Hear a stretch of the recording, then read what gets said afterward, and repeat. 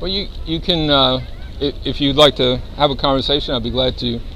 I'm just some of my friends. I don't have much more time, but I mean, Yeah, I mean, under meaning, he'll give it to you. You sure? Yeah, I I'll read it. This is the atheist's view of purpose? no. Well, what I'm doing is I'm making a case for the existence of a supernatural realm, and that the existence of God and the significance of Christianity. Okay. Trying to lay that foundation. Okay. So, as far as meaning is concerned, you've ever heard of Viktor Frankl? He was interned at Auschwitz as a Jew, and he created a whole. He is not. He is Jewish by birth, but not a religious person per se. Okay. But his experiences in the worst conditions convinced him that meaning is the most important thing. And so he actually created a new psychotherapy called logotherapy. And so he says things like, life is not primarily a quest for pleasure, as Freud believed, or quest for power, as Alfred Adler taught, but a quest for meaning. He said, what is demanded of man is not, as some existential philosophers teach, to endure the meaninglessness of life, but rather to bear our own incapacity to grasp its unconditional meaningfulness in rational terms, saying that, essentially that meaning, there's so much meaning that we can't even... Exactly, yeah. And, that makes sense to me. I would agree with that. So we're just trying to figure it out. So the question is, why is meaning so important to us, right? And then I talk about things like the conscience. I talk about, the fact that we all experience this thing inside us. I'm bewildered by consciousness. Well, yeah, consciousness. Do animals have the same consciousness as we do? Do you think they... I think there is some type of spiritual dimension to animals that allow them to rationally figure out problems and things like that. They can feel, right, but they can't. And when I say conscience, I'm talking about the thing inside us that makes us feel bad when we do wrong things. When you say consciousness, I would refer to as self-awareness, Oh, okay. You're talking about a different... Okay. When I say conscience, I'm meaning that guidance within us that makes us feel bad, makes us feel guilty. But even when we talk about the mind, the operation of the mind... I quote 3 atheists, Haldane, a geneticist. He talks about how if my mind is just my brain, then I have no reason to trust that the movement of molecules and chemical reactions can cause a true conclusion to a logical problem. You see what I mean? Right. Can you trust a machine to, provide something that will that will give truth, unless you've already put that into it. Right. It needs to have it ingrained, embedded. Right. Designed, programmed. Something that's already placed there. And like Thomas Nagel is an atheist as well, and he talks about consciousness. So back to what you're talking about, is the most conspicuous obstacle to the comprehensive naturalism that relies on the resources of physical science.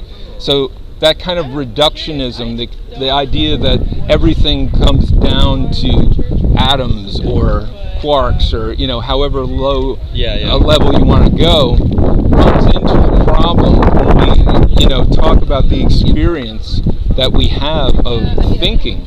To be able to rationally think seems to be independent of our bodies, and that our ability to be self-aware. When we're self-aware, we're kind of like stepping back from ourselves and observing and critiquing ourselves as if we were two different people. From a point of, okay. And so it gives evidence that there's something else going on than just a physical body. Because we don't even pick our body. We don't pick our bodies even. Right. We don't pick our skin colors. We don't pick how we look. We don't pick where we're born into. We don't pick anything. You don't think through how your cells should divide, right? that's just like an operation that happens automatically, kind of separate from your awareness. Yeah. So I'm making the argument that we're kind of a composite being of a body and this spiritual dimension. And then, going on from there, talk about truth. If somebody questions whether truth exists, just saying that, anyone who says truth does not exist is making a statement of truth. So their statement is actually self-contradictory. The person who says there is no truth, that would be a truth, is make a truth claim, right? Is it true that there is no truth? Right, exactly. It's an oxymoron. And then to talk about logic, the laws of logic give evidence that there is this supernatural realm. Socrates, Plato, Aristotle, they recognize that the laws of logic are like these immutable, eternal things, right? They've always been true. We didn't create them. Right. We just discovered them. And they're not physical things. We access them through our mind, but they're not made out of matter or energy. Right. And so logic and mathematics and even ethics give evidence that there is this supernatural realm. So then, who was this written by? I wrote it. Oh, okay. Yeah. So I can have a copy. Yeah, absolutely. Yeah. There's my contact information on the back if you want any This is awesome. information. This is awesome. Every quote has an APA formatted citation, so you can know exactly where I got it from.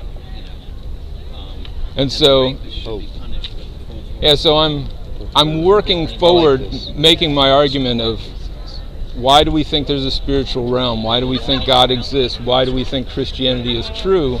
And then if those things are true, that means that Christianity provides us a hope for the future. So it's something to think about. It is. That's exactly what it is. Because some people genuinely believe that once we die, that's it. Right. And some people are content with that. Life is just I've been really trying to consider a lot of perspectives. What if somebody wanted a finite life? They didn't want infinite. They did not want an afterlife. Right. And even if they were a good person, even if they, ended up going to heaven, what if they didn't want that? What if they literally wanted one life? They didn't want to live forever. Yeah. Some people do want that. Some people don't believe at all. Some people.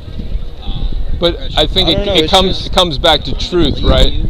If there is only one life, then the idea that there is a afterlife is false, right?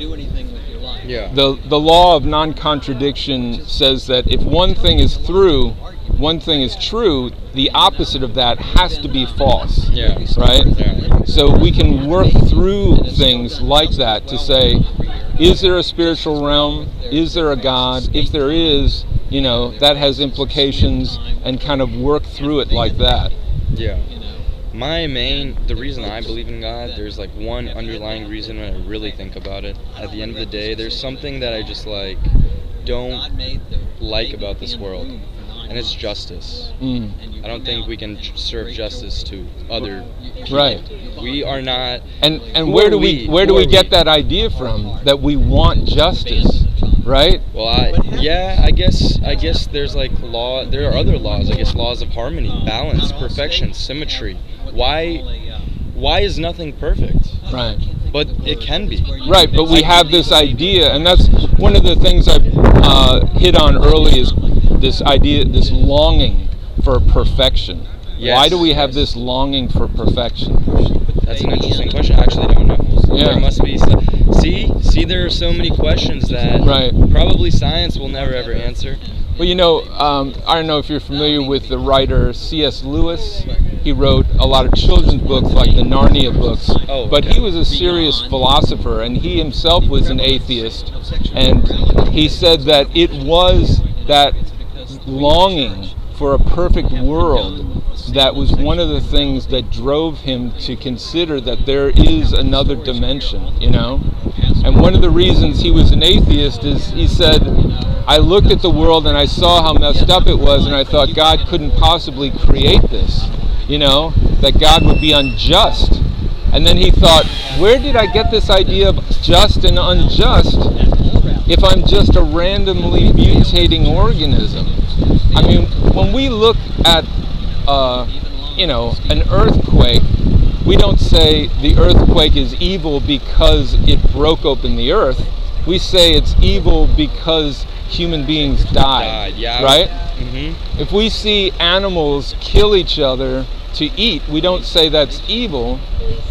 But if human beings kill each other for whatever reason, we don't need each we other, say so it's evil. Yeah. we say it's evil. Yeah. And so, where are we getting these ideas? And this is what I would attribute to the conscience, that we've been designed with a moral guidance system, that directs us.